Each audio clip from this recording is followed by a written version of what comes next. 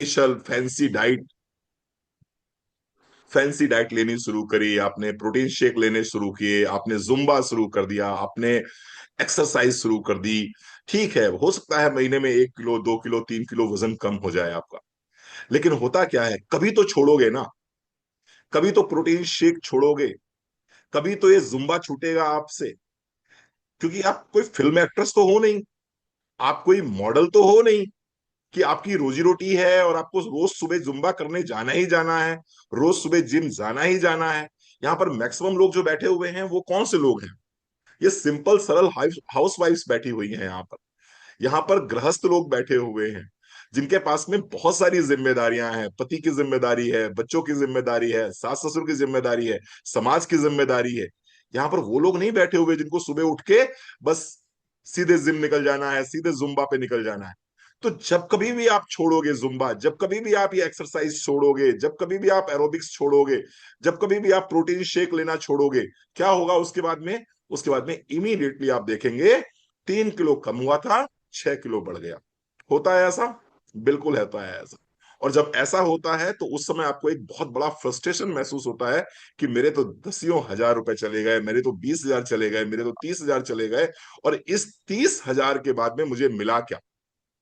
कुछ भी नहीं। ढाक के 3 5 जहां से शुरू किया था वहीं पहुंच गए। यही होता है नीलेश, ज्यादातर यही होता है। मैं किसी पर्टिकुलर कंपनी की बात नहीं करूंगा, ज्यादातर जो भी कंपनीज वेट लॉस पे काम कर रही हैं उनके साथ में यही होता है। ऐसा नहीं है कि प्रोडक्ट्स काम नहीं करते, प्रोडक्ट काम करते हैं, बट जिस तरह का लाइफ स्टाइल वो बताते हैं, जिस तरह की जीवन शैली वो हमको सजेस्ट करते हैं, उस तरह की जीवन शैली सामान्य व्यक्ति के लिए संभव नहीं है। सामान्य व्यक्ति के लिए संभव नहीं है। तो क्या कुछ ऐसा है जिसके माध्यम से हम बिना ये फैंसी डाइट के, बिना किसी ड्रामेबाजी के, बिना किसी बहुत बड़े खर्चे के अपने वेट को रिड्यूस कर सकते हैं, अपने बेली फैट को रिड्यूस कर सकते हैं? क्या कुछ ऐसा है? जी हाँ, बिल्कुल ऐसा है। और आज हम आपके सामने वही कुछ शेयर करने जा रहे हैं। तो बने रहिएगा हमारे साथ में। ऑलमोस्ट ये ट्रेनिंग 1 घंटे चलेगी, और 1 घंटे में बहुत कुछ आपको सीखने को, बहुत कुछ आपको जानने को मिलेगा। So let's start.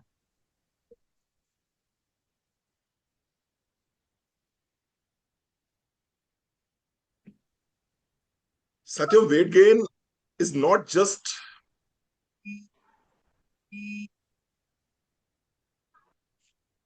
weight gain is not just about food. Weight gain is not, अगर आपके पास डायरी पेन नहीं है तो नोट करते जाइए, wait gain is not just about food. Weight gain जो है सिर्फ और सिर्फ खाने का चक्कर नहीं है, इट्स अबाउट मेटाबॉलिज्म।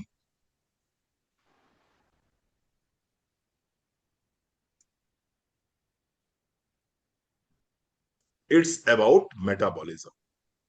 वजन यदि किसी व्यक्ति का बढ़ रहा है तेजी से, या कोई व्यक्ति अपना वजन रिड्यूस नहीं कर पा रहा है, तो इसका कारण ये नहीं है कि आप बहुत ज्यादा खाते हो।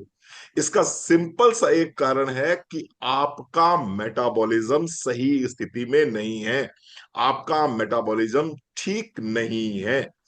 If your metabolism is slow, if your metabolism is slow,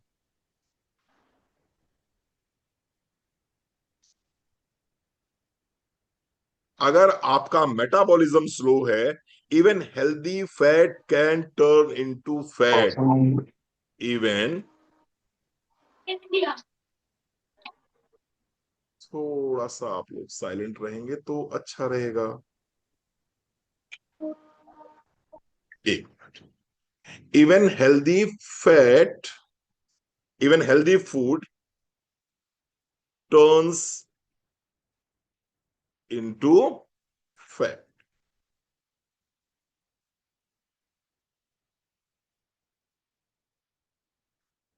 मतलब क्या हुआ इस बात का? बहुत सिंपल सा समझ लीजिए। हमारे आसपास भी बहुत से ऐसे लोग होंगे जो बहुत अधिक खाते हैं। हमारे आसपास भी ऐसे लोग हैं जो बहुत अधिक खाते हैं, लेकिन फिर भी उनका वजन कंट्रोल में रहता है। उनका वजन कंट्रोल में रहता है, वो सब खाते हैं। वो मीठा भी खाते हैं, वो नमकीन भी खाते हैं, वो फ्राइड भी खाते हैं, वो सब कुछ खाते हैं, लेकिन उनका वजन नहीं बढ़ता है। कुछ लोग आपने ऐसे भी देखे होंगे जो सलाद खाते हैं और सलाद भी फैट में कन्वर्ट हो जाता है, जो बिल्कुल रूखा सूखा खाते हैं फिर भी उनका वजन कम नहीं होता है। तो अगर खाना कारण है, अगर फूड ही सिर्फ अकेला कारण है, तो जो लोग खाना छोड़ देते हैं, या जो लोग खाना कम से कम खाते हैं, या जो लोग सिर्फ और सिर्फ सलाद खा रहे हैं, उनका तो वजन कम हो जाना चाहिए आसानी से। और अगर सिर्फ और सिर्फ फूड ही एक कारण है, तो फिर जो लोग बहुत ज्यादा खा रहे हैं उनको तो बहुत मोटा हो जाना चाहिए। लेकिन ऐसा तो नहीं होता है। और अगर ऐसा नहीं होता है तो फिर वो क्या कारण है जिस कारण से पतला आदमी बहुत सारा खा रहा है फिर भी वो मोटा नहीं हो रहा है, और मोटा आदमी कुछ नहीं खा रहा है, सिर्फ सलाद खा रहा है, फिर भी वो पतला नहीं हो रहा है? तो वो कारण क्या है? वो कारण है आपका मेटाबॉलिज्म। आपका मेटाबॉलिज्म। और ये मेटाबॉलिज्म घूम गया दिमाग, देखिए आइए फिर आप बात करेंगे। ये मेटाबॉलिज्म कहां से मिलेगा? ये मेटाबॉलिज्म जेनेटिक होता है। ये मेटाबॉलिज्म जेनेटिक होता है, ये आपके जीन्स में होता है। आपने देखा होगा कुछ बच्चों को, बड़े चबी चबी से बच्चे रहते हैं, बड़े गोलू मोलू से बच्चे रहते हैं। उसी जगह पर कुछ मम्मियां बेचारी कम्प्लान भी पिला रही हैं, प्रोटीन एक्स भी पिला रही हैं, जो भी उनको मिल जाता है वो सब पिला रही हैं, फिर भी बच्चा मोटा नहीं हो रहा। क्यों? ये कहां से आया? ये आया जीन्स से। ये आया जीन्स से।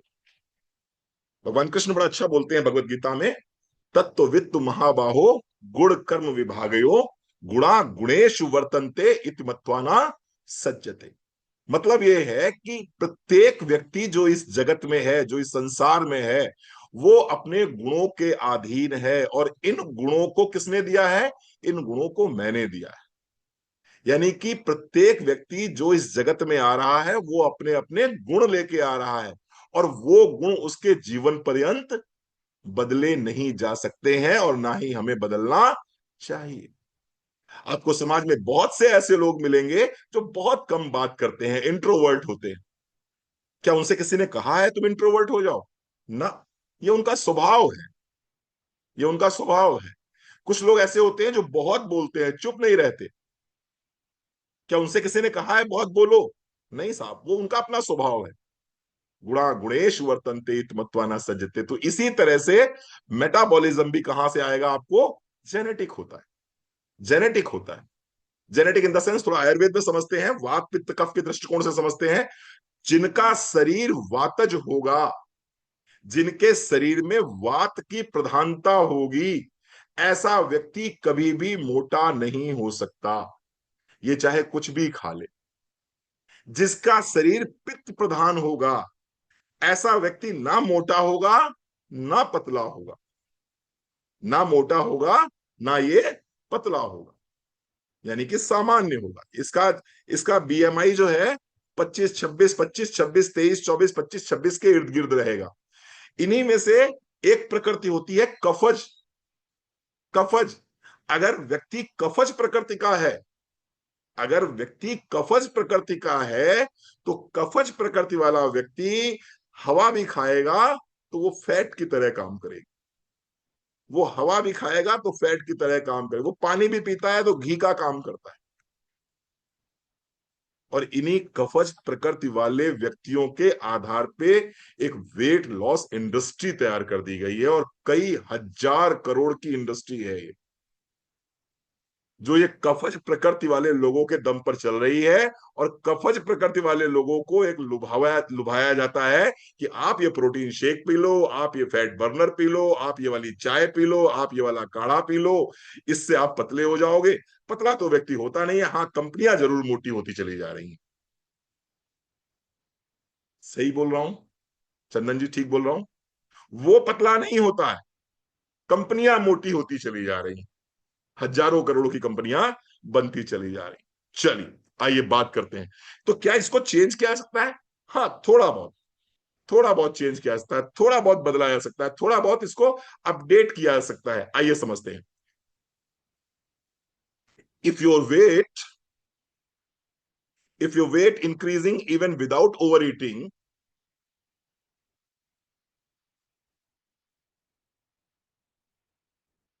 if your weight increasing without overeating,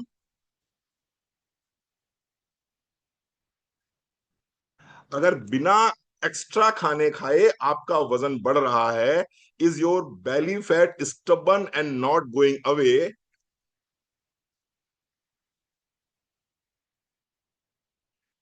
belly fat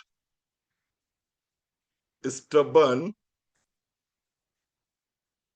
and not going away, the real problem is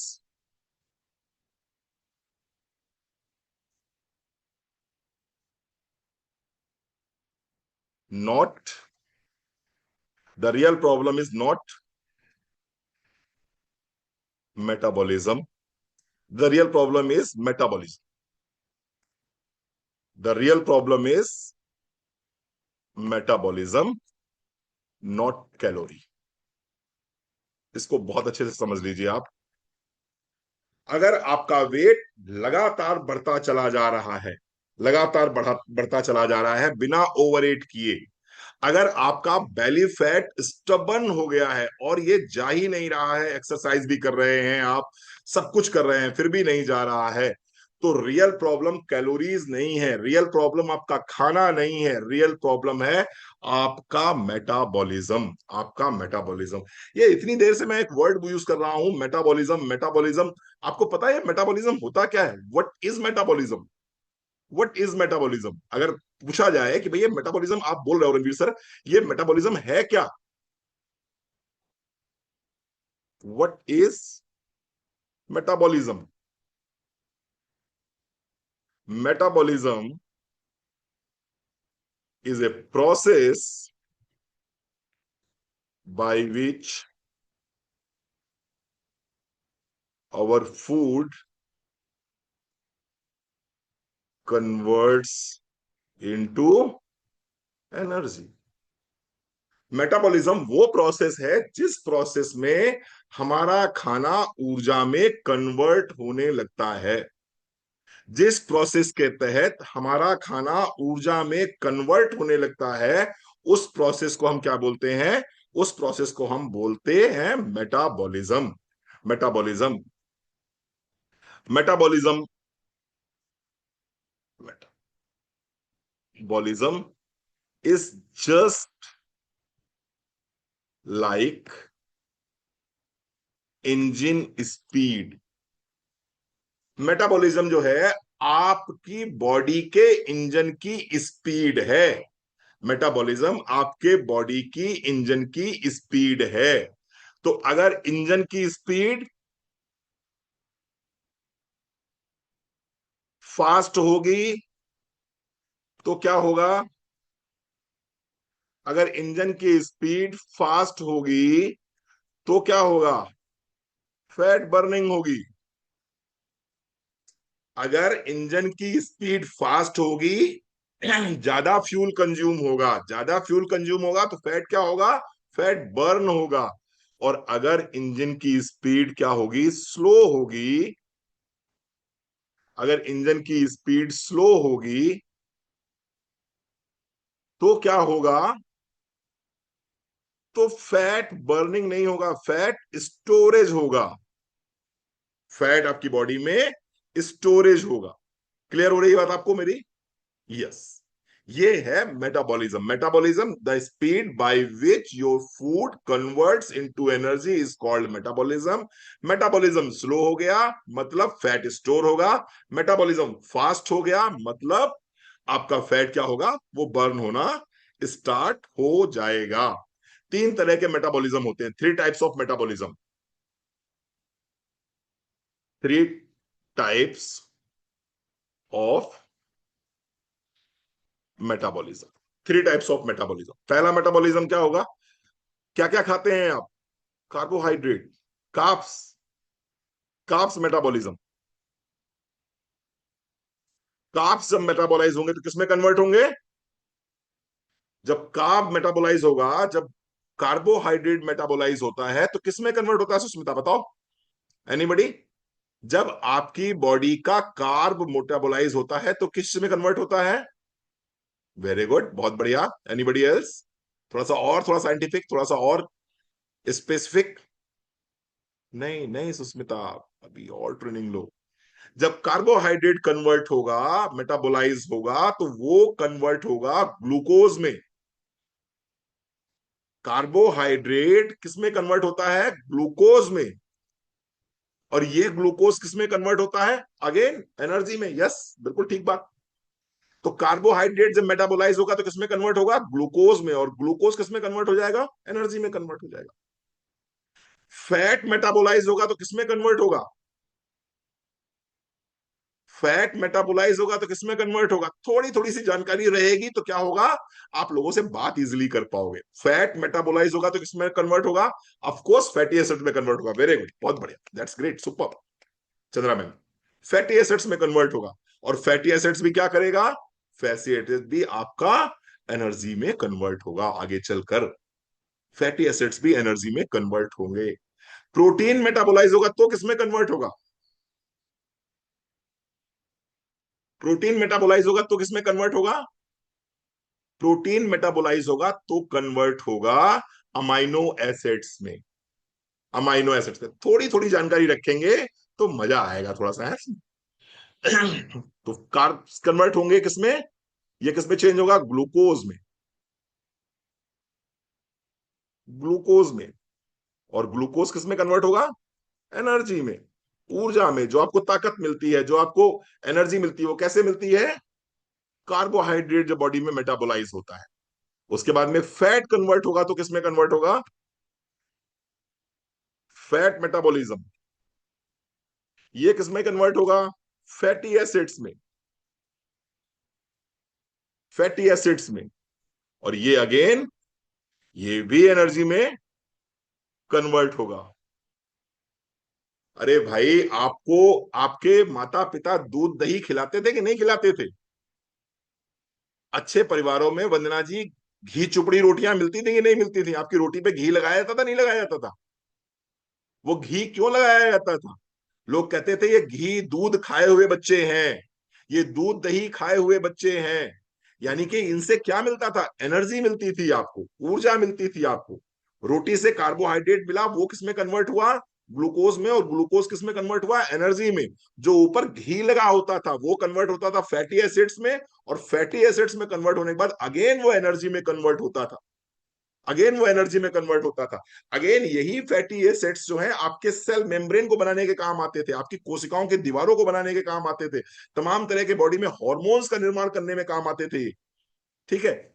इसके अलावा एक चीज और दी जाती थी आपको, वो दी जाती थी प्रोटीन। दूध दही घी इन सब में क्या मिलता था आपको? भरपूर मात्रा में प्रोटीन मिलता था।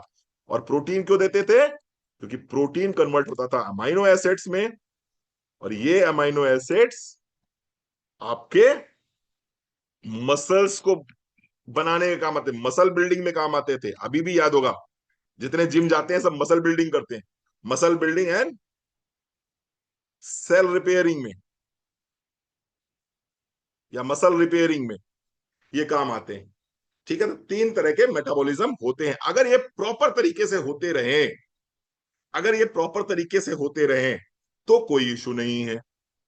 प्रॉपर तरीके से हो रहे हैं, कोई इशू नहीं है साहब। आपका आप कुछ भी खाएं, लक्कड़ खाएं, पत्थर खाएं, सब हजम हो जाएगा। लोहा लंगड़ जो खाएंगे सब हजम हो जाएगा। लेकिन प्रॉब्लम क्या है? प्रॉब्लम यह है कि आज की तारीख में यही तो ठीक नहीं है।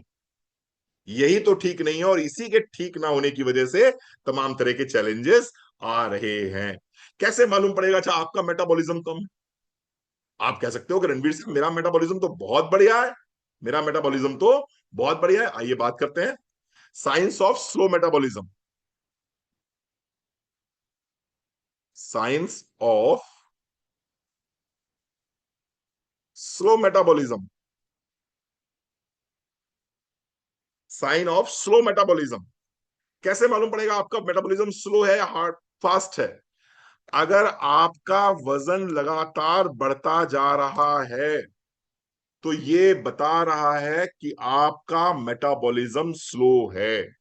बिना एक्स्ट्रा ओवर ईटिंग के भी अगर वजन बढ़ जाता है हर महीने किलो 2 किलो, तो ये बता रहा है कि आपका, जितेंद्र जी आपने पिछली बार भी ये काम किया था, अभी फिर कर रहे हैं आप, please don't touch the screen. तो आपका क्या होगा, वजन बढ़ेगा ही बढ़ेगा। और कैसे मालूम पड़ेगा, अगर आपका बेली फैट बढ़ा हुआ है, अगर आपका तोंद बाहर की ओर निकला हुआ है, तो निश्चित रूप से यह बता रहा है कि आपका मेटाबॉलिज्म बढ़ेगा ही बढ़ेगा। अगर ऐसा पेट हो गया है आपका, तो इसका मतलब मेटाबॉलिज्म आपका स्लो है। ठीक है जी साहब, बेली फैट। तीसरा, आपकी लो एनर्जी। आप खाना खाने के बाद भी अगर आपको थकान लगती है, तो इसका मतलब आपका मेटाबॉलिज्म स्लो है। अगर आपको कॉन्स्टिपेशन रहता है, कॉन्स्टिपेशन रहता है मतलब मेटाबॉलिज्म स्लो है। और इसके साथ साथ में हार्मोनल इम्बैलेंस, अगर आपके हार्मोन्स ठीक नहीं है, तो भी आपका मेटाबॉलिज्म स्लो है। जितेंद्र जी प्लीज, रिक्वेस्ट कर रहा हूं मैं आपसे, स्क्रीन को टच मत कीजिए। तो ये लक्षण अगर किसी भी व्यक्ति के अंदर आ रहे हैं, इसके साथ बालों का टूटना या बालों का पतला हो जाना, ये सब स्लो मेटाबॉलिज्म के लक्षण है। डाइजेशन पुअर होना, ये सब स्लो मेटाबॉलिज्म के लक्षण है। ठीक है, खाना पच नहीं रहा है, ब्लोटिंग बहुत ज्यादा हो रही है, एसिड बहुत ज्यादा बन रहा है, पेट बहुत फूल रहा है, ये सारे लक्षण किस चीजों के हैं, ये सारे लक्षण स्लो मेटाबॉलिज्म के हैं। ठीक है जी।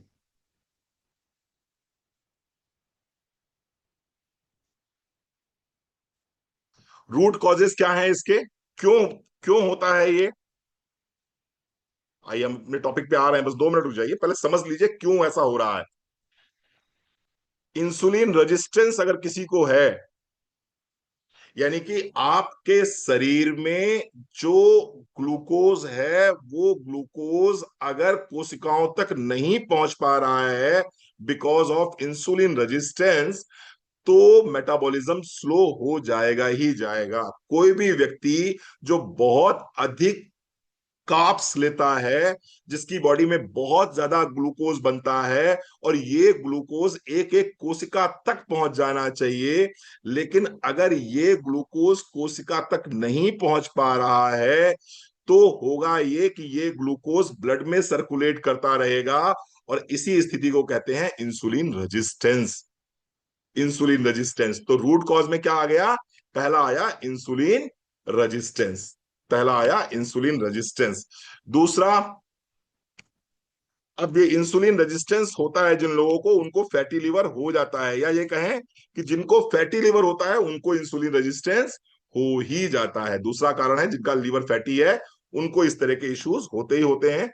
तीसरा, अगर आपका डाइजेशन पुअर है, अगर आपका डाइजेशन पुअर है, आपको खाना हजम नहीं होता है, पेट भारी हो जाता है, पेट फूलने लगता है, तो ये भी सिग्नल है किस बात का, स्लो मेटाबॉलिज्म का, स्लो मेटाबॉलिज्म का। इसके साथ साथ हार्मोनल इंबैलेंस।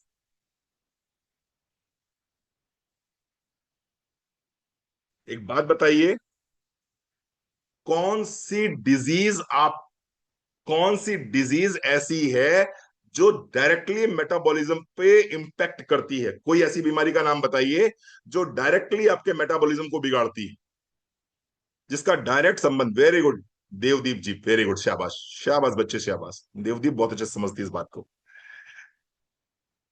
हाँ जी, कौन सी बीमारी ऐसी है जो बीमारी सीधे आपके मेटाबॉलिज्म पे इफेक्ट डालती है। बिल्कुल रोहिणी जी, जैसे जितने लोग झेल रहे हैं वो बहुत अच्छे से लिख रहे हैं।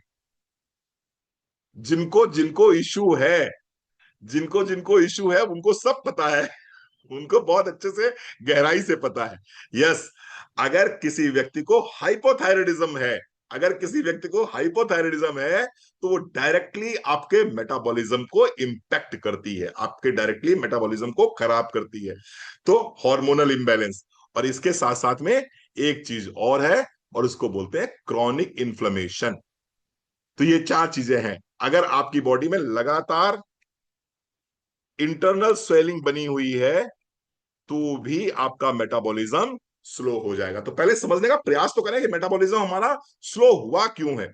अगर किसी को इंसुलिन रेजिस्टेंस की प्रॉब्लम है तो हम इंसुलिन रेजिस्टेंस दूर कर देंगे। कैसे दूर कर देंगे? कार्बोहाइड्रेट्स कम कर देंगे, कंट्रोल हो जाएगा। किसी को फैटी लीवर है, उसका फैटी लीवर करेक्ट कर देंगे, बट नेचुरल बात है फैटी लीवर करेक्ट हो जाएगा तो मेटाबॉलिज्म सही हो जाएगा। किसी का डाइजेशन गड़बड़ है, उसका डाइजेशन ठीक करा देंगे। किसी को अगर थायराइड की प्रॉब्लम है, उसका थायराइड ठीक कर दें। और किसी की बॉडी में अगर इंटरनल क्रॉनिक इन्फ्लेमेशन है, अगर हम इन चीजों को ठीक कर दें तो निश्चित रूप से उसको आराम मिल जाएगा। तो हमें हमें रूट कॉज मिल गया, हमें अपने मोटापे का रूट कॉज मिल गया वंदना दीदी, चंद्रा मैम, हमें हमें रूट कॉज मिल गया। जब इस बेस पर काम करेंगे तो ये कौन सा काम होगा? ये होगा साइंटिफिक काम, ये होगा वास्तव में जेन्युइन काम, ये होगा वास्तव में लोगों की हेल्प करने वाला काम। और इसी जगह पर आप क्या करें? ये प्रोटीन शेक पी लो, ये फैट बर्नर खा लो, ये चाय पी लो, ये काढ़ा पी लो, ये फलाना ले लो, ये ढिकाना ले लो, तो वो क्या हो जाएगा? वो हो जाएगा बेचू लाल वाला काम, बेचू लाल। सेल्समैन बन जाओगे। वजन कम होगा नहीं, सामने वाला कहेगा आपने मेरे 10,000 मिट्टी में मिला दी, आपने 10,000 मेरे मिट्टी में मिला दी। ठीक है जी। तो हमें बेचूलाल नहीं बनना, हमें क्या बनना है? हमें कंसल्टेंट बनना है, हमें कंसल्टेशन करना है, हमें सही और उचित सलाह लोगों को देना है। ठीक है जी। चलो, तो यहां पर इनको कंट्रोल करने के लिए क्या है? इनको कंट्रोल करने के लिए हमारे पास में है नेचुरल स्पाइसेस। हम नेचुरल स्पाइसेस के माध्यम से ये प्रॉब्लम्स, इन रूट कॉजेस को कंट्रोल कर सकते हैं। हम नेचुरल स्पाइसेस के माध्यम से ये रूट कॉजेस कंट्रोल किए जा सकते हैं। तो if somebody is suffering with weight gain, if somebody is suffering with poor digestion, if somebody is suffering with chronic inflammation, if somebody is suffering with insulin resistance, तो उसको shake पीने की जरूरत नहीं है, उसको जुम्बा जाने की जरूरत नहीं है, उसको सुबह से लेकर शाम तक दौड़ने कूदने भागने की जरूरत नहीं है। करता है, अच्छी बात है, करता है, बहुत अच्छी बात है, लेकिन उसके साथ साथ में उसको कुछ नेचुरल स्पाइसेस को अपनी डाइट में शामिल करना होगा। और अगर वो नेचुरल स्पाइसेस को अपनी डाइट में शामिल करेगा, उसका मेटाबॉलिज्म सही होगा। मेटाबॉलिज्म सही होगा, थोड़ी बहुत एक्सरसाइज कर लेगा, थोड़ा सा डाइट का ध्यान रख लेगा, धीरे धीरे धीरे धीरे वो परफेक्ट वेट में आ जाए, परफेक्ट वेट में आ जाएगा। तो हम आज बात करने जा रहे हैं उन स्पाइसेस की। तो पहली स्पाइस हम जो कवर करने जा रहे हैं उसका नाम है जीरा, क्यूमिन सीड। पहली स्पाइस का नाम है क्यूमिन सीड। क्यूमिन सीड क्या है इसके अंदर? क्या है इसके अंदर? थाइमोक्यूनोन नाम का एक्टिव इंग्रेडिएंट पाया जाता है इसके अंदर। अभी कहेंगे सर रणवीर सर क्यों पढ़ा रहे हो? इसलिए पढ़ा रहे हैं कि आप दूसरों को पढ़ा सके। क्यूमिन सीड, क्यूमिन सीड के अंदर क्या मिलेगा आपको? क्यूमिन सीड के अंदर मिलेगा थाइमोक्यूनोन,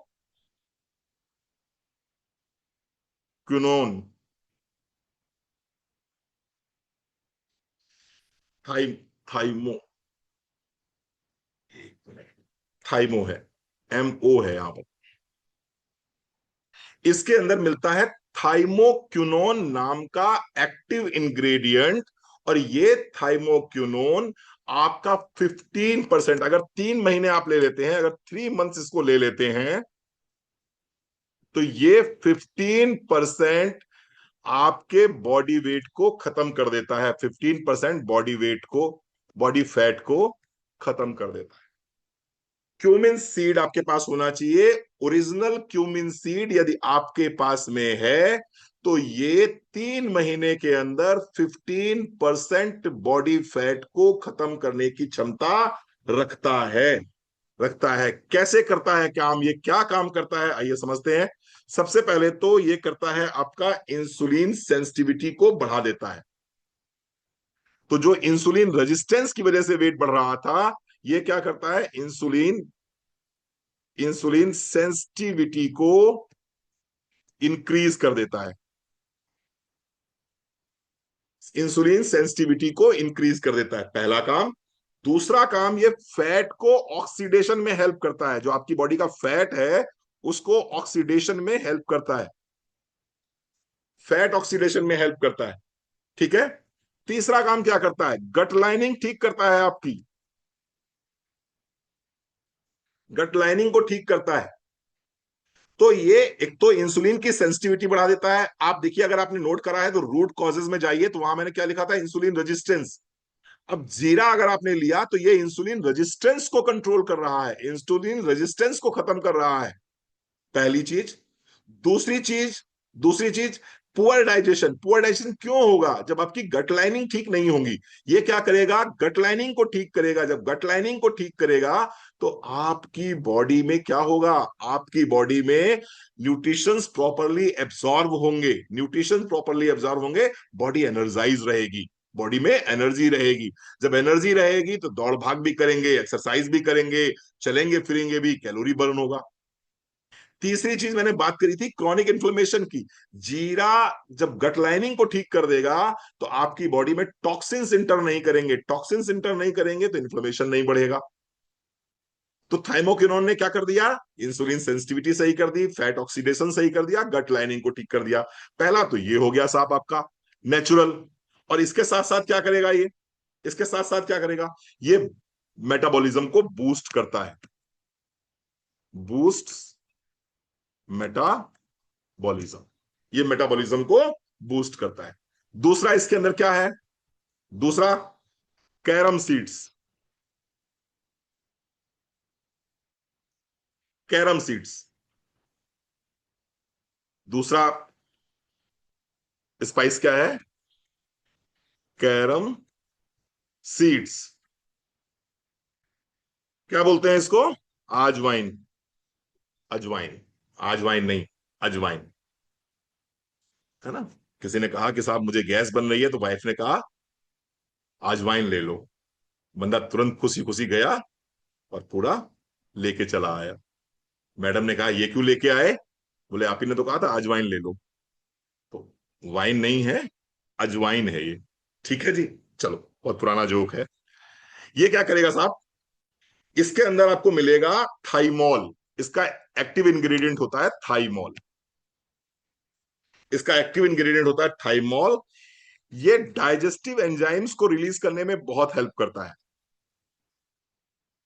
ये डाइजेस्टिव एंजाइम्स को रिलीज करने में बॉडी में बहुत हेल्प करता है। And also enhances digestive fire,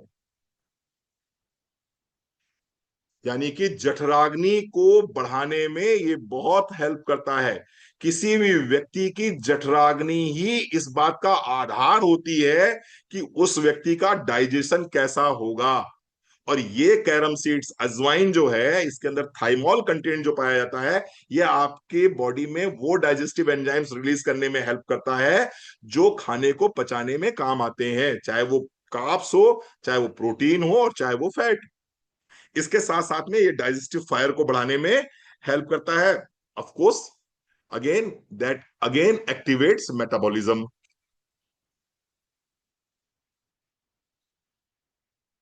activates metabolism. ये दूसरी चीज आ गई। अभी और है, पांच है, बने रहिएगा हमारे साथ में। तो पहला क्यूमिन सीड, दूसरा कैरम सीड्स, लास्ट में बताएंगे कैसे लेना है।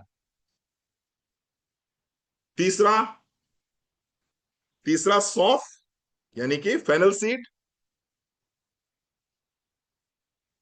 फेनल सीड, ये क्या करेगा, तीसरा है फेनल सीड। फेनल सीड, सौंफ क्या करेगा, सौंफ क्या करेगा, ये नेचुरल डायूरेटिक है, ये नेचुरल डायूरेटिक है, नेचुरल डायूरेटिक है, ये नेचुरल डायूरेटिक है। नेचुरल डायूरेटिक का मतलब क्या होता है, नेचुरल डायूरेटिक का मतलब हो गया कि ये वाटर रिटेंशन पे काम करेगा। जिन लोगों के शरीर में पानी भरा हुआ है, जिन लोगों के शरीर में, जिन लोगों के शरीर में पानी भरा हुआ है, एक मिनट से, हाँ, जिन लोगों के शरीर में पानी भर गया है उनके लिए ये बहुत बढ़िया काम करेगा, वाटर रिटेंशन।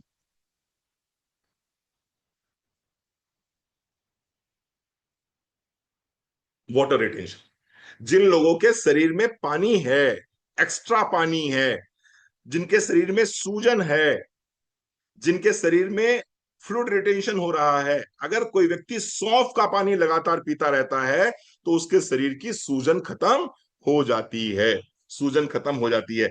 इसका एक्टिव इंग्रेडिएंट क्या है? इसका एक्टिव इंग्रेडिएंट है एनीथॉल। एनीथॉल बोलते हैं, सॉरी, ANETHOLE, एनीथॉल। एनीथॉल। इसके अंदर एक प्रॉपर्टी और होती है, ईस्ट्रोजन लाइक प्रॉपर्टी देता है ये। ईस्ट्रोजन लाइक प्रॉपर्टीज है इसके अंदर।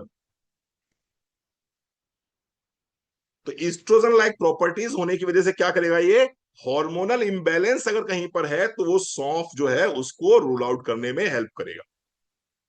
जिन लड़कियों को, जिन माताओं बहनों को हॉर्मोन्स की प्रॉब्लम की वजह से ये इश्यूज आ रहे हैं, वहां पर सौंफ बहुत अच्छा काम करता है, क्योंकि ईस्ट्रोजन लाइक प्रॉपर्टी आपको ये देता है। ये नेचुरल ईस्ट्रोजन है, ये फाइटो एस्ट्रोजन बोला जाता है इसको, फाइटो एस्ट्रोजन है ये।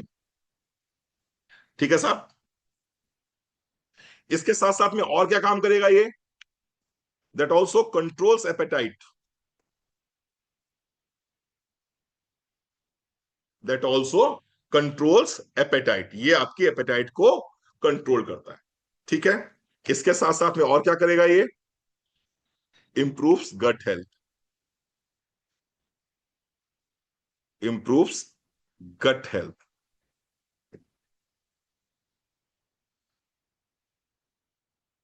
और क्या करेगा ये?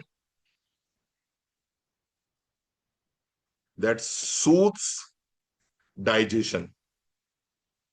कहीं खाना खाने जाते हैं और वेटर जब टिप लेने आता है आपके पास में तो क्या लेके आता है? फेनल सीड लेके आता है। क्यों? क्योंकि आपने जो खाया है वो इजिली डाइजेस्ट हो जाए। अनीता अग्रवाल जी, बात क्लियर हो रही है मेरी? समझ में आ रही है? तो ये तीन चीजें हो गई। चौथी बहुत इंपॉर्टेंट है। चौथी, अभी देख लीजिए मैंने क्या बोला था। मैंने बोला था जो आपको, मैंने जो कॉजेज दिए थे इसके, तो कॉजेज में क्या क्या दिए थे कॉजेज मैंने? Fatty liver, insulin resistance, poor digestion, hormonal imbalance और क्रॉनिक इन्फ्लेमेशन। मैं पांचों चीजों को करेक्ट करूंगा इन्हीं इन्हीं स्पाइसेस के माध्यम से। आप समझ पा रहे होंगे। चौथा क्या है इसके अंदर? चौथा है इसके अंदर ड्राई जिंजर। ड्राई जिंजर यानी कि सौंठ। सौंठ। इसकी सबसे बड़ी खूबी क्या है? थर्मोजेनिक है ये। अच्छा, सौंठ की तासीर कैसी होती है? सौंठ की तासीर कैसी होती है? यानी बड़ी गर्म होती है, ठंडी होती है। सौंठ की तासीर कैसी होती? गर्म होती। गर्म होती है चंद्रा दीदी, गर्म। सौंठ की तासीर गर्म होती है। सौंठ की तासीर को गर्म होने का मतलब क्या हुआ? सौंठ की तासीर गर्म होने का मतलब हुआ कि ये थर्मोजेनिक है। थर्मोजेनिक यानी कि जिस समय आप रेस्ट पीरियड में होते हो गौतम साहब, उस समय भी ये आपकी बॉडी में कैलोरी बर्न कर रहा होता है। जिस समय आप रेस्ट पीरियड में हो, आप सो रहे हो, लेकिन आपने सौंठ का पानी पिया हुआ है, तो क्या हुआ? लेटे लेटे भी कैलोरी बर्न हो रही है। लेटे लेटे भी कैलोरी आपकी बर्न हो रही है। तो ये एक तो थर्मोजेनिक है। दूसरा, ये मेटाबॉलिज्म को बहुत तेजी से बूस्ट करता है। That boosts metabolism. That boosts metabolism and and reduces inflammation.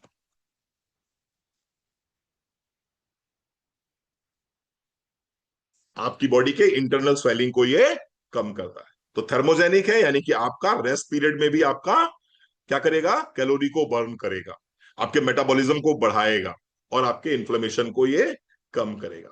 पांचवा कंटेंट क्या है? पांचवा, पांचवा स्पाइस।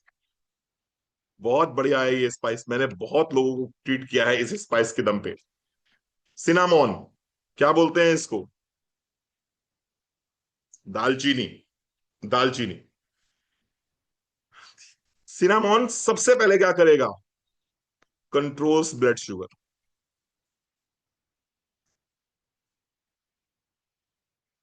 क्यों? क्योंकि that mimics like insulin. Cinnamon जब आप लेते हो तो सिनामोन लेने के बाद में ये आपके जो सेल्स हैं वो सिनामोन को इंसुलिन की तरह देखते हैं, या इंसुलिन का जो स्ट्रक्चर है सिनामोन बॉडी में डाइजेस्ट होने के बाद में उसी स्ट्रक्चर को बना लेता है। तो सेल्स के लिए किस तरह काम करता है, ये इंसुलिन की तरह काम करता है। जब ये इंसुलिन की तरह काम करता है तो ब्लड शुगर क्या होगी, ब्लड शुगर कंट्रोल होगी। तो that controls blood sugar bye insulin sensitivity. Sensitivity, insulin की सेंसिटिविटी बढ़ जाती है इससे। Controls blood sugar bye insulin sensitivity. ठीक है। और इंसुलिन सेंसिटिविटी अगर बढ़ जाएगी तो क्या हो जाएगा, फैट बर्निंग शुरू हो जाएगी। मुझसे कोई जब पूछता है कि रणवीर साहब कोलेस्ट्रॉल बहुत बढ़ गया है, कोई ऐसी मेडिसिन बता दीजिए जिसमें कि कोई घरेलू मेडिसिन बता दीजिए, तो मैं एक ही बात बोलता हूं भैया, दो चुटकी दालचीनी ले लो, और दो चुटकी दालचीनी को एक चम्मच शहद में 1 table spoon of honey, 1 teaspoon ले लीजिए, 1 टीस्पून हनी ले लीजिए, और उसमें दो चुटकी दालचीनी ले लीजिए, मिला लीजिए, सुबह शाम दोनों टाइम खाली पेट ले लीजिए। आप देखेंगे विद इन 15 डेज आपका कोलेस्ट्रॉल रिड्यूस हो जाएगा, आपका कोलेस्ट्रॉल रिड्यूस हो जाएगा। तो ये 5 चीजें हैं साहब, इनका आपको एक काढ़ा बनाना है, इनका एक आपको मिक्सचर बनाना है, इनका आपको एक मिक्सचर बनाना है। और मिक्सचर अगर इसका बनाएंगे तो निश्चित रूप से बहुत लाभ आपको मिलेगा। अब प्रश्न ये उठ रहा है कि ये जो 5 चीजें मैंने आपको बताई हैं वो क्या क्या है, जीरा है, अजवाइन है, सौंफ है, सौंठ है, और सिनामोन है। ठीक है जी। ये सारे के सारे स्पाइसेस कैसे होने चाहिए, 100% शुद्ध होने चाहिए, 100% केमिकल फ्री होने चाहिए, 100% ऑर्गेनिक होने चाहिए, 100% ओरिजिन बेस्ड होने चाहिए। आप में से बहुत से लोग कहोगे रणवीर सर हम तो ब्रांडेड यूज करते हैं, आप कहोगे रणवीर सर हम तो इस पर्टिकुलर कंपनी के स्पाइसेस यूज करते हैं। I don't agree with you कि वो आपको 100% शुद्धता देंगे ही देंगे, क्योंकि अभी कुछ दिन पहले आपने देखा था एमडीएच मसालों को सिंगापुर ने बैन कर दिया। अभी कुछ दिन पहले एवरेस्ट मसालों में कुछ चीजें ऐसी मिली हैं जो कि कार्सिनोजेनिक हैं, कैंसर पैदा कर रही हैं, कैंसर पैदा कर रही हैं। तो ये आपको कहां से मिलेंगे, आइए बात करते हैं। थोड़ा 1 मिनट रुक जाइए बस केवल, अभी मैं आपको बताऊंगा ये कैसे लेना है, आपको ये प्रोडक्ट्स आपको कैसे लिए जाएंगे।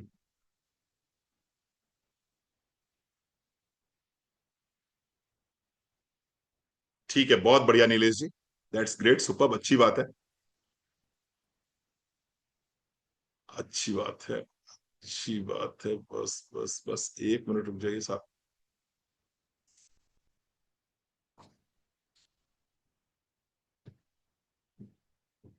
बस थोड़ा सा मुझे, मैं 1 मिनट दिखा दूं आपको क्या लेना है, आपको कैसे लेना है आपको। जी हाँ, आइए देखिए, ये आपके सामने है अजवाइन, ये आपके सामने है अजवाइन।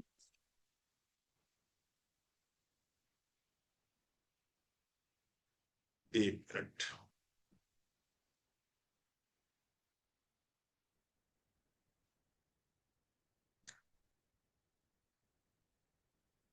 हाँ जी, ये आपके सामने है जीरा, ये आपके सामने है जीरा, दूसरा आपके सामने है सौंफ, और तीसरा आपके सामने है अजवाइन। ये तीन मैंने स्पाइसेस की चर्चा करी है, और ये तीन स्पाइसेस आपको लेने हैं। किस तरह से लेने हैं अभी हम डिस्कस करेंगे उसको आपके साथ में। इसके साथ साथ में आपको लेना है सौंठ का पाउडर, और इसके साथ में आपको लेना है दालचीनी। क्यों डार्जुवी 9 के ही आपको स्पाइसेस लेने हैं, इसको बहुत अच्छे से समझ लीजिए, और मैं समझाने का प्रयास भी करूंगा, बाकी चॉइस आपकी है, मर्जी आपकी है। नंबर एक बात, ये 100% केमिकल फ्री है, 100% केमिकल फ्री। दूसरी बात, ये 100%, मैं नोट डाउन करता जाता हूं, आप कह सकते हो रणवीर सर प्रमोट कर रहे हो, हाँ जी मैं प्रमोट कर रहा हूं। क्यों प्रमोट कर रहा हूं? क्योंकि अच्छी चीजें प्रमोट करनी चाहिए। नंबर एक, डार्जिलिंग स्पाइसेस। क्यों ले भाई? मार्केट में बहुत सारे हैं। नंबर एक, हम केमिकल फ्री हैं। हमारे किसी भी प्रोडक्ट में किसी भी तरह का केमिकल नहीं मिला हुआ है, एक बात। दूसरी बात, हम ऑर्गेनिक हैं। तीसरी बात, हम ओरिजिन बेस्ड।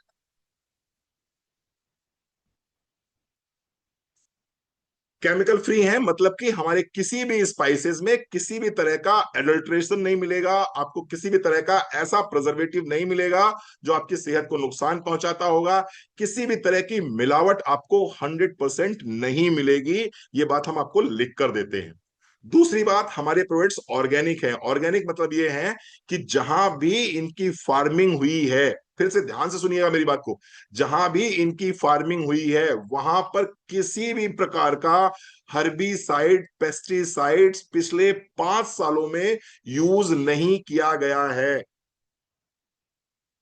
हर्बिसाइड पेस्टिसाइड पिछले 5 सालों से यूज नहीं किया गया है, दूसरी बात। तीसरी बात, ओरिजिन बेस्ड है, जो उसने मुझे सबसे ज्यादा प्रभावित किया। ओरिजिन बेस्ड का मतलब होता है कि पूरे विश्व में अलग अलग जमीन अलग अलग फसलों के लिए प्रॉपर न्यूट्रिशन दे पाते हैं, उनके लिए उपयुक्त होते हैं। अलग अलग जमीन अलग अलग औषधियों के लिए अलग अलग फसलों के लिए उपयुक्त होती हैं। एग्जाम्पल के रूप में मैं आपसे पूछूं कि सबसे अच्छा कोकोनट कहां मिलेगा, तो आप कहते हो साउथ इंडिया में। यस और नो? बिल्कुल सही बात है। मैं आपसे पूछता हूं सबसे अच्छे सेब कहां मिलेंगे, एप्पल कहां मिलेंगे, आप कहते हो शिमला में या कश्मीर में। मैं आपसे पूछता हूं सबसे अच्छे केले कहां मिलेंगे, आप कहते हो भुसावल में। सबसे अच्छा संतरा कहां मिलेगा, नागपुर में। सबसे अच्छा गन्ना कहां मिलेगा, पश्चिमी उत्तर प्रदेश में। और सबसे अच्छा आम कहां मिलेगा, हमारे यहाँ उन्नाव में। सबसे अच्छे आम देते हैं हम आपको उन्नाव, उन्नाव में सबसे अच्छा आम मिलता है। ठीक है। तो उसी तरह से सबसे अच्छी हल्दी कहाँ की मिलती है? हमने आपसे बोल दिया आप हल्दी ले लीजिए, आपने कहा ठीक है सर मार्केट से हल्दी लेके आ जाएंगे, लेकिन आपको पता है कि कहाँ की हल्दी सबसे अच्छी होती है? कहाँ की भूमि, कहाँ की जगह हल्दी को प्रॉपर न्यूट्रिशन देती है, जिससे कि उस हल्दी में पर्याप्त मात्रा में उसका एक्टिव इंग्रेडिएंट करक्यूमिन मिल सके। मैं आपसे पूछता हूं सबसे अच्छा जीरा कहाँ का होता है? चलिए बताइए, थोड़ा सा आपका इंफॉर्मेशन देखूं, आप लोगों को कितनी जानकारी है। सबसे अच्छा जीरा कहाँ का होता है? सबसे अच्छा जीरा गुजरात का होता है साहब। सौराष्ट्र, सौराष्ट्र में सबसे अच्छा जीरा पाया जाता है। इसका यह मतलब नहीं है कि जीरे को इसका यह मतलब नहीं है कि जीरे को यदि हम उन्नाव कानपुर लखनऊ में बोएंगे तो जीरा नहीं निकलेगा। निकलेगा जीरा, निकलेगा जीरा, लेकिन उसके अंदर वो क्या कहते हैं, वो उस जीरे के अंदर वो थाइमोक्विनोन नहीं मिलेगा। हम आपसे पूछे सबसे अच्छी अजवाइन कहाँ की होती है, मुझे भी नहीं पता, मैं भी सर्च करूंगा, लेकिन मिलेगी आपको। लेकिन उसके अंदर आपको थाइमोल नहीं मिलेगा।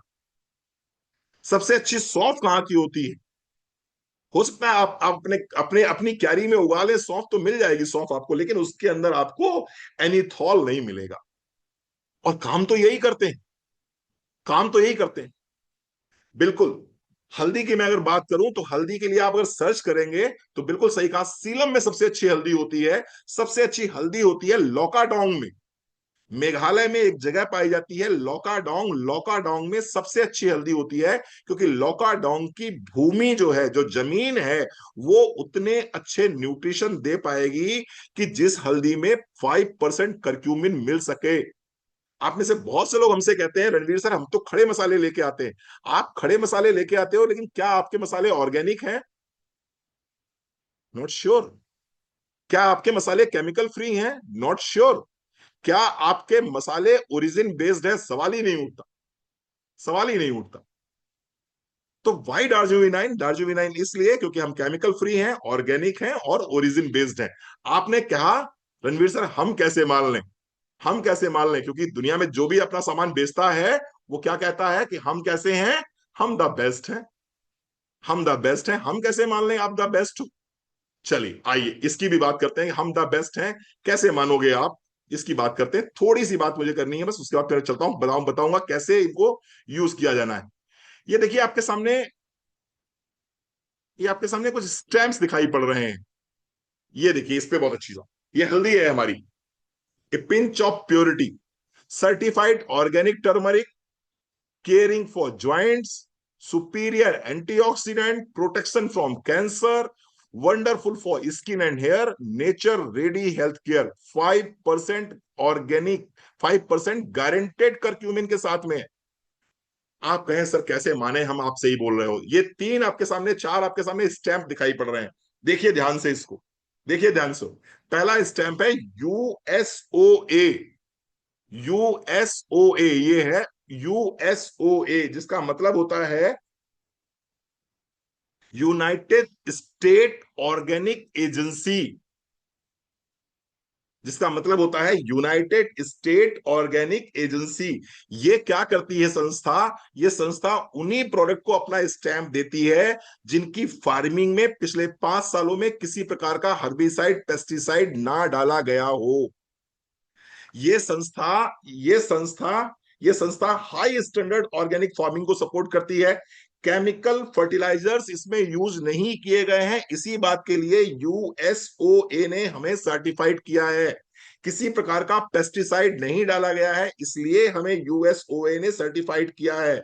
किसी प्रकार का आर्टिफिशियल केमिकल नहीं डाला गया है, इसलिए हमें यूएसओए ने सर्टिफाइड किया गया है। दूसरा सर्टिफिकेशन है यूएसओसीए, यूएसओसीए। ये यूएसओसीए बता रहा है कि हमारे फार्मिंग प्रोसेस को बहुत अच्छे से वेरीफाई किया जाता है। हमारा एक एक कंटेंट, जब फसल तैयार होती है तो उस भूमि को वेरीफाई किया जाता है, जब हमारा पैकिंग होती है तो उस पैकिंग को वेरीफाई किया जाता है, और उसके बाद में जब प्रोडक्ट सेल्स के लिए आता है तब वेरीफाई किया जाता है। 3 चरणों में जब वेरीफाई हो जाता है ये प्रोडक्ट, तब हमको मिलता है यूएसओए और यूएसओसीए का स्टैम्प। ये इंटरनेशनल सर्टिफिकेशंस हमारे पास में है हमारे प्रोडक्ट्स को लेकर। इसके साथ साथ में हमें मिलता है जैविक भारत का स्टैंप, जो आप ये टिक का निशान देख रहे हो, ये जैविक भारत का स्टैंप। और जैविक भारत का स्टैंप ये बता रहा है कि हमारे किसी भी प्रोडक्ट में किसी भी तरह का केमिकल नहीं डाला गया है, हमारी जिस भूमि में कल्टीवेशन हो रहा है उस भूमि में हर्बिसाइड पेस्टिसाइड्स नहीं डाले गए हैं, और ये पूरी तरह से शुद्ध है। तो यूएसओए, ये हमने यूनाइटेड स्टेट का सर्टिफिकेशन लिया।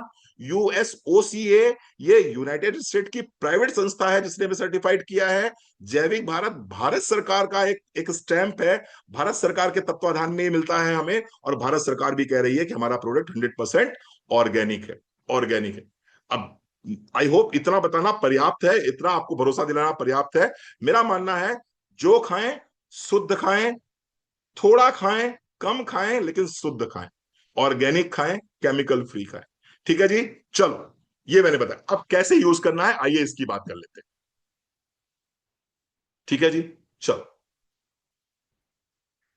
1 चम्मच लेना है जीरा, समय मेरे पास कम है इसलिए आप लोग नोट कर लीजिए। 1 चम्मच लीजिए जीरा, 1 चम्मच लेना है आपको जीरा। आधा चम्मच आपको लेना है अजवाइन, 1 चम्मच जीरा, आधा चम्मच अजवाइन, और आधा चम्मच सौंफ। 1 चम्मच जीरा, आधा चम्मच अजवाइन, आधा चम्मच सौंफ, इन तीनों को आपको तवे पे हल्का भून लेना है। इन तीनों को तवे पे आपको हल्का भून लेना है, हल्का सा रोस्ट कर लीजिए, जिससे कि इसकी स्मेल आनी शुरू हो जाए। वैसे मैं बता दूं आपको, आपकी जानकारी के लिए, आप दार्जिलिंग का कोई भी स्पाइसेस खोलेंगे अपने किचन में, अब वैसे भी स्मेल पूरे किचन में आ जाती है। किसने किसने यूज किए हैं यहाँ पर दार्जिलिंग के स्पाइसेस को? Very good, very good. कैसा लगे आप लोगों को, चलिए उसकी बात बाद में करेंगे। हाँ प्लीज आप राइट डाउन करते रहिए, चैट बॉक्स में लिख दीजिए, तो उससे लोगों को आइडिया लग जाएगा। बहुत बढ़िया। तो तीनों को आप हल्का सा रोस्ट कर लीजिए, उसकी स्मेल आपको आनी शुरू हो जाएगी। अब इसके बाद में क्या करना है, इसके बाद में क्या करना है, तीनों को रोस्ट कर लिया, तीनों को रोस्ट करने के बाद में अब आपको एक, हाँ रोस्ट करके ठंडा कर लीजिए। रोस्ट करके ठंडा कर लीजिए। अब इसको आपको एक गिलास पानी में भिगो देना है। अब इसको आपको एक गिलास पानी में भिगो देना है रात में। रात में आपने एक चम्मच जीरा लिया, आधा चम्मच अजवाइन, आधा चम्मच सौंफ, तीनों को अच्छे से रोस्ट कर लिया। रोस्ट करने के बाद में एक गिलास पानी में भिगो दिया। सुबह उठने के बाद में सुबह उठने के बाद में उस उस पानी को आपने क्या करना है, खौला लेना है, गर्म कर लेना है, अच्छे से गर्म कर लीजिए, खूब खौला लीजिए। Thank you, thank you, thank you Pandit ji, thank you, thank you so very much. इसको बहुत अच्छे से क्या करना है आपको, खौला लेना है। अब इसमें आपको छोटा सा एक आधा इंच का टुकड़ा डालना है दालचीनी का। आधा इंच का टुकड़ा दालचीनी का डालना है, या अगर किसी दालचीनी आपके पास में है तो 2 चुटकी दालचीनी ले लीजिए। टू इस टू इस वो आप 2 चुटकी दालचीनी ले लीजिए। ठीक है, 2 पिंचेस ऑफ आपने सिनामोन ले लिया। और 1 इंच का अदरक का टुकड़ा ले लीजिए। 1 इंच का अदरक का टुकड़ा खूब अच्छे से खौला लीजिए, चाहे तो इसमें आधा गिलास पानी और डाल दीजिए। खूब अच्छे से खौला लीजिए। और जब ये पानी आधा गिलास बचेगा, जब ये पानी आधा गिलास बचेगा, तो इसको चाय की तरह मॉर्निंग टी तैयार हो गई आपकी। ये मॉर्निंग का चाय है आपकी, मॉर्निंग टी है। जैसे ही सुबह सुबह आप ये चाय पीते हो, आपका मेटाबॉलिज्म रॉकेट बन जाता है, रॉकेट। अब आपने जो खाओगे, लक्कड़ पत्थर लोहा लंगड़ जो खाओगे, सब हजम होगा, सब हजम होगा। मैं फिर से एक बार रिपीट कर देता हूं। 1 चम्मच जीरा, आधा चम्मच सौंफ, आधा चम्मच अजवाइन, आपको एक तवे पे हल्का सा रोस्ट कर लेना है। रोस्ट करने के बाद में उसको पानी में भिगो देना है। सुबह उठने के बाद में इस पानी को अच्छे से खौला लेना है। इस पानी में आपको थोड़ा सा आधा इंच का टुकड़ा जो है आपको डालना है दालचीनी का, और 1 इंच का टुकड़ा अदरक का कुचल के डाल देना है। ये खूब अच्छे से जब आप खौला लेंगे, जब पानी आधा बचे या 1/3 बचे, तो बढ़िया अच्छे से छान लीजिए, इसको स्टिर आउट कर लीजिए। और चाय की तरह मॉर्निंग में सुबह सुबह आपको ये लेना है। बहुत बढ़िया, थैंक यू, थैंक, अरे वाह अंकित जी, बहुत बढ़िया, स्वागत है अंकित जी। आप वीडियो ऑन करके आ जाया करिए, लोग आपको देख के भी बड़े प्रसन्न हो जाते हैं। तो ये कर लेना है। ठीक है जी, ये आपका हो गया एक काम। अभी अभी 2 चीजें और बाकी रह गई हैं। ये तो हो गया सुबह सुबह का मेटाबॉलिज्म बूस्ट करने का काम। इसके बाद में क्या करना है, जब भी आप खाना खा रहे हैं, दोपहर का बढ़िया लंच किया आपने, रात का डिनर किया, जब भी खाना खाइए उसके बाद में जीरा वाटर पी लीजिए। दिन में 2 बार। जब भी आपको वेट रिड्यूस करना है तो, अगर आप सिर्फ नॉर्मल सब कुछ ठीक ठीक है तो ये चाय पी सकते हैं। लेकिन अगर वेट रिड्यूस करना है, बेली फैट रिड्यूस करना है, तो क्या करिएगा, जब भी खाना खाएं, दोपहर का या रात का, खाने के बाद में जीरा वाटर, अजवाइन और सौंफ नहीं लेना उसमें, ले सकते हैं लेकिन कोई जरूरत नहीं है। जीरा वाटर इज पर्याप्त। जीरा वाटर, सिर्फ जीरा वाटर ले लीजिए। कैसे लेना है, बस अच्छे से एक गिलास पानी ले लीजिए। उस एक गिलास पानी में 1 चम्मच जीरा अच्छे से खौलाया, और उसके बाद में जब जब बचा पानी छान लीजिए, चाय की तरह पी लीजिए। चाय की तरह पी लीजिए, जीरा वाटर ले लिया आपने। रात में सोते समय एक काम आपको और करना है। रात में सोते समय एक काम और करना है। और वो क्या करना है, वो करना है आपको टर्मरिक वाटर, हल्दी पानी। कमाल हो जाएगा, आप विश्वास मानिए मेरा, कमाल हो जाएगा। जो अभी तक नहीं हुआ वो सब हो जाएगा। हल्दी पानी कैसे लेना है आपको, कैसे लेना है, बहुत सिंपल तरीका है। एक गिलास पानी अच्छे से खौलाइए, उसमें आधा चम्मच हल्दी डाल दीजिए, आधा चम्मच हल्दी डाल दीजिए, और 2 चुटकी काली मिर्च, 1/4, 1/4 चम्मच काली मिर्च डाल दीजिए। काली मिर्च क्या करता है, हल्दी के एब्जॉर्प्शन को 2000 गुना बढ़ा देता है। तो रात में आपने क्या करना है, ये हल्दी पानी पी लीजिए, हल्दी पानी पी लीजिए। और अगर आप ये करते हैं, लगातार आप 21 दिन करते हैं, तो आप 21 दिन के अंदर देखोगे आपकी बॉडी में एक ट्रेमेंडस चेंज मिलेगा, आपको ट्रेमेंडस चेंज मिलेगा। बॉडी आपकी प्रॉपरली डिटॉक्सिफाई हो जाएगी।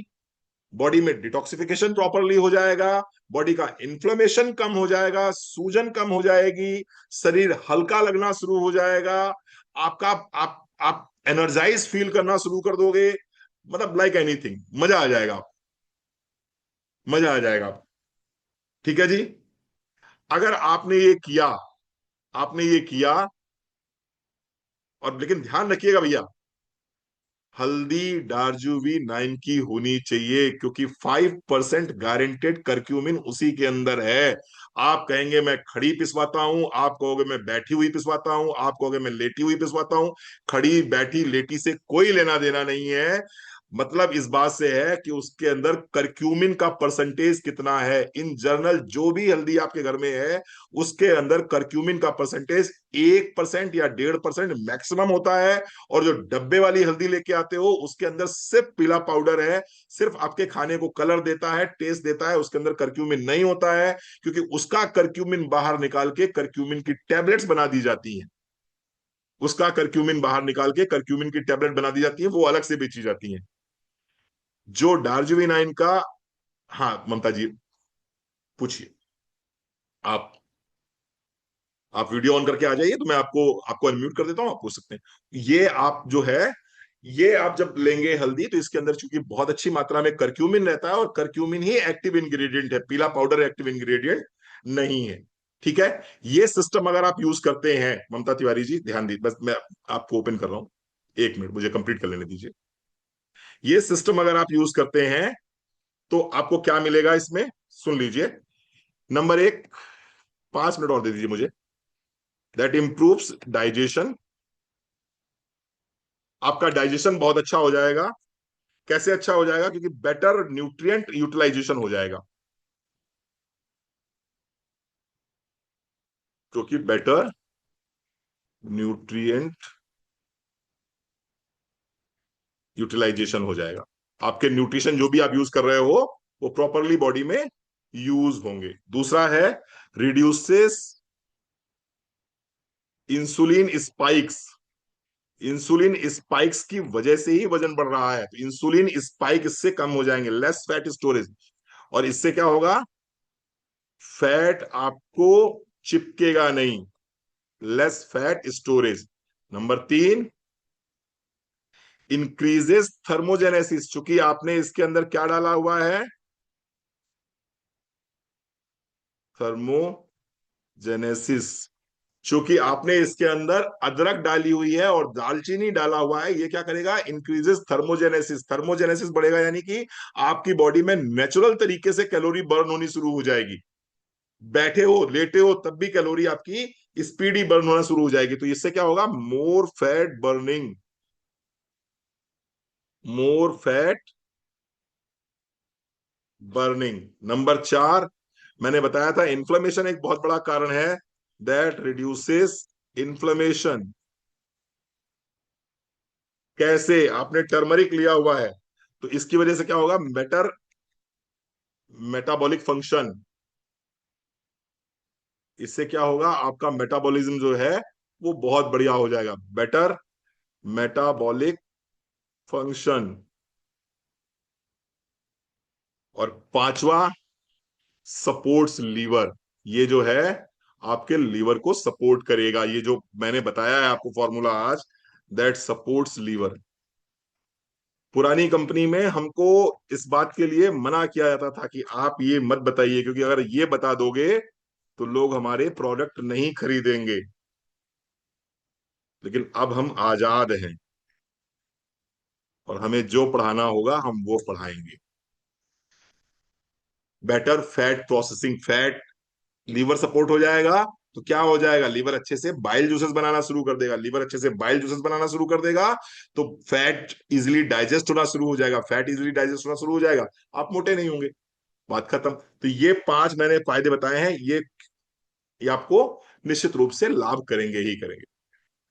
जी, एनीबडी एल्स, किसी को कुछ पूछना है तो आप लोग पूछ सकते हैं। मैं यहां पर आपको थोड़ी देर के लिए, 5 मिनट के लिए मैं आपको, आप अपने आप को अनम्यूट कर सकते हैं, और कुछ भी पूछना चाहें तो पूछ सकते हैं।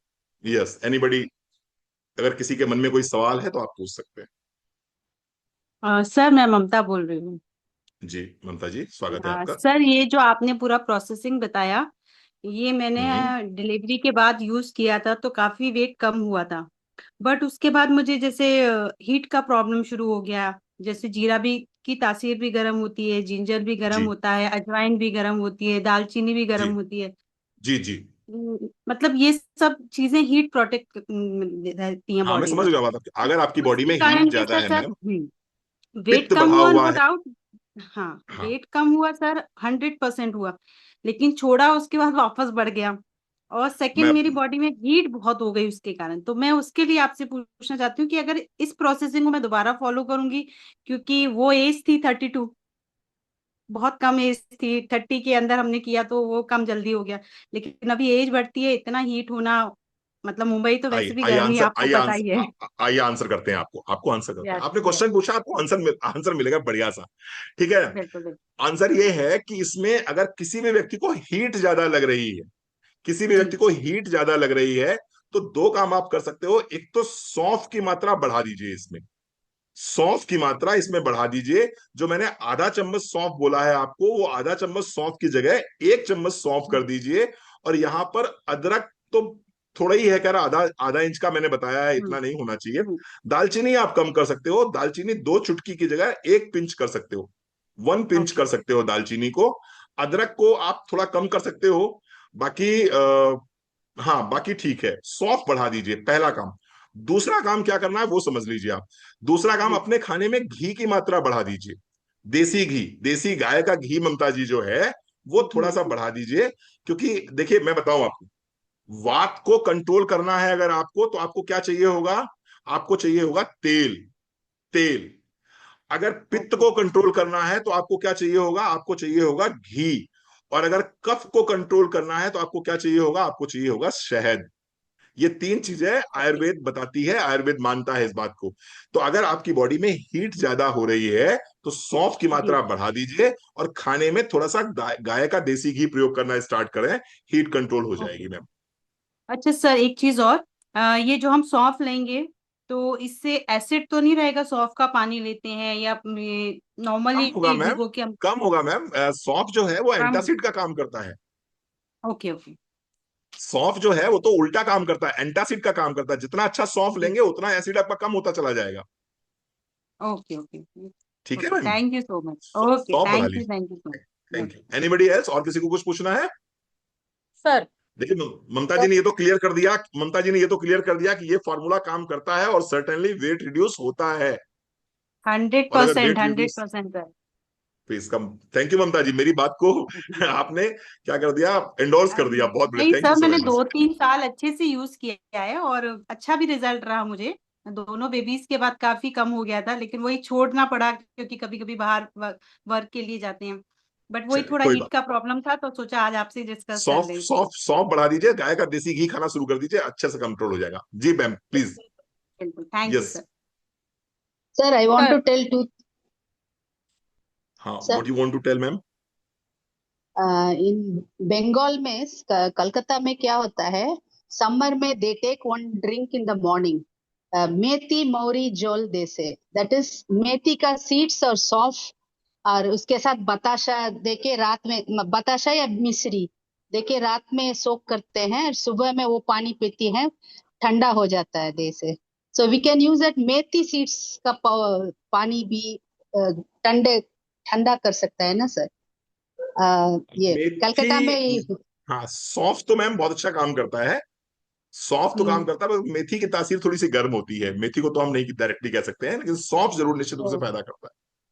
अच्छा यस अच्छा। मैम। इधर समर हाँ। में ऐसा करता है, Bengali people they take methi मोरी जोल दे से। एंड वन बिल्कुल। More thing I wanted to say sir, जी। इन साउथ इंडिया में जब डिलीवरी के आगे जो फॉल्स पेन जो होता है ना, hmm sometimes false pain comes, that time they give hmm. That जीरे का पानी, गरम पानी में जैसे आप बोले थे वैसे करके उसमें जी। 1 चम्मच घी डाल के देते हैं। वो खाने से हाँ, फॉल्स पेन होने से बंद हो जाता है वो फॉल्स पेन भी डिलीवरी बंद के करता है आगे। मैम, वो हाँ, इन्फ्लेमेशन यानी सूजन भी कम करता है, पेन भी कम करता है। और इसके साथ साथ में जब पानी, गर्म पानी में आप घी डाल देते हैं, तो आपके हार्मोन्स को हाँ बहुत अच्छा बैलेंस करता है, आपके हार्मोनल बैलेंस के लिए बहुत अच्छा होता है। तो जो हार्मोन्स का हाँ फ्लक्चुएशन होता है उसकी वजह से पेन होता है, तो जब गर्म पानी में घी डाल देंगे तो हार्मोन्स का फ्लक्चुएशन बंद हो जाता है, इसलिए रिलीफ मिल जाता है। हाँ, इवन इन मेंस्ट्रुअल पेन में भी एक काम होता है यस, सर। वही मैंने कहा ना, हार्मोनल इम्बैलेंस जो है उसको बहुत अच्छे से रिकवर करता है, हार्मोन्स के लिए बहुत अच्छा काम करता है, हार्मोन्स को बैलेंस करने के लिए। Thank you Chandra ma'am, thank you so thank you very sir. Much, बहुत अच्छा आप नॉलेज शेयर किया आपने। Yes please ma'am, Oppo A9 2020 please unmute करके बता दीजिए। Yes sir. सर मैं बोल रही थी, मैंने थायराइड का रिपोर्ट करवाया है, तो हम्म। थायराइड थोड़ा ज्यादा आया है, तो मैं ये सब हम्म। ले सकती हूँ? अभी हमें दार्जिलिंग का ये थायराइड का आज से ही चालू किया है मैंने ये। अच्छा जी, ठीक है मैम, जी बिल्कुल सही किया आपने, बहुत अच्छे से ले सकते हो आप आराम से, कोई इश्यू नहीं आएगा मैम। एक्चुअली जो थायराइड की प्रॉब्लम है, हाइपोथायराइडिज्म की प्रॉब्लम है, उसको आयुर्वेद में अगर हम देखें तो आयुर्वेद उसको कफज मानता है, कफ की वृद्धि की वजह से हाइपोथायराइडिज्म की प्रॉब्लम होती है। और जो भी मैंने ये आज आपको ये बताया है फॉर्मूला, ये एंटी कफ है, यानी कफ को खत्म करने का फॉर्मूला है, बहुत इजीली ले सकते हो आप आराम से, कोई इशू नहीं होगा। चलिए, thank you so very much, बहुत बहुत धन्यवाद आपका, आप लोग आए, आपने इतना समय दिया, बहुत बहुत आभार, बहुत बहुत धन्यवाद। आप सबके अंदर बैठे हुए परमात्मा को मेरा सत सत नमन, और सत सत नमन उस ईश्वर को जिसने मुझे निमित्त बनाया आपको इस ट्रेनिंग को देने के लिए। निश्चित रूप से बहुत अच्छा लगता है आप जब आते हो, इस ट्रेनिंग में बैठते हो, बहुत कुछ सीखने को मिलता है, बहुत कुछ सिखाने को मिलता है, और इसके लिए कौन जिम्मेदार है? हाथी घोड़ा पाल की जय, कन्हैया लाल की। Thank you so very much, Radhe Radhe. चलेगा चलेगा। हम्म। Thank you sir.